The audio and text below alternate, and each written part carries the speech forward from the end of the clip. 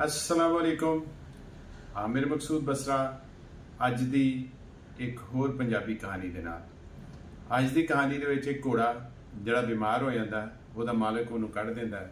वो तुरदा फिरदा बेचारा जंगल चल जाता है। जंगल च नवां आया हुंदा है, फिरदे फिरदे एक छोटी जी नहर हुंदी, उहदे कंढे जाके डेरा ला लैंदा है। उत्थे बैठा हुंदा ते वेंदा है, उहदे कोल ही बकरियां दा एक बहुत वड्डा गौल हुंदा है। वेंदा की हो रहा है, एक बकरी जिहड़ी है वो सारिਆਂ ਨੂੰ गले मिलती है तो निक्का जिहा पुल पार करती है तो दूजे पासे जाती है और इधर दी बकरियां रौला पांदियां। फिर थोड़ी देर बाद यानी कि शाम तक एक बकरी फिर इंज करती है, वो भी हौली हौली तुरदा उन्होंने कोल चल जाता है। बकरियां नूं वैलकम करदियां, वो समझदियां कि मेहमान आया है, वो खाण पीण नूं भी देंदियां। वो बैठा रहिंदा उन्होंने। अगले दिन फिर यही शुरू हो जाता है। एक सवेरे बकरी जाती है, एक शाम दोपहरी जाती है, एक शामी जाती है। वो एक बकरी को पूछता है, ए जी बकरी उधर जाती वापस तो नहीं आती, ये तुम जांदियां क्यों? कहते जी उधर 3-4 भेड़िए ने, असी उन्होंने नाल गल कीती हुई है कि साढ़े जो एक बकरी एक टाइम के विच उत्थे कुर्बानी देन जाएगी, तो बाकियां नहीं तंग करना, साढ़े बच्चे बच जाएंगे, असी बच जावांगियां।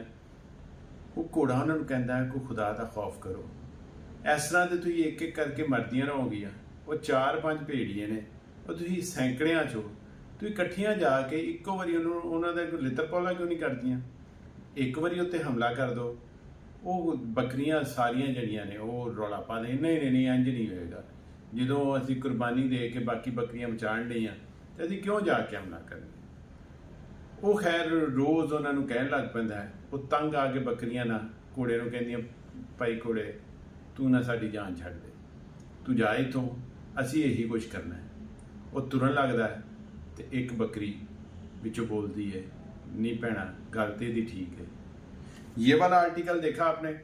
ये वाला आर्टिकल ब्लैक पे ये रेड कंट्रास्ट के साथ डबल बैन तकरीबन, और आपको बहुत पसंद आएगा। जस्ट 4500 में हमारी वेबसाइट पर शलवार कमीज के टैब में आपको मिलेगा। वेबसाइट का नाम है maqsood.pk, MAQSOOD.pk। यकीनन आपको पसंद आएगा। जस्ट 4500 फ्री होम डिलीवरी के साथ अब इजाज़त चाहता हूँ। अल्लाह हाफिज़।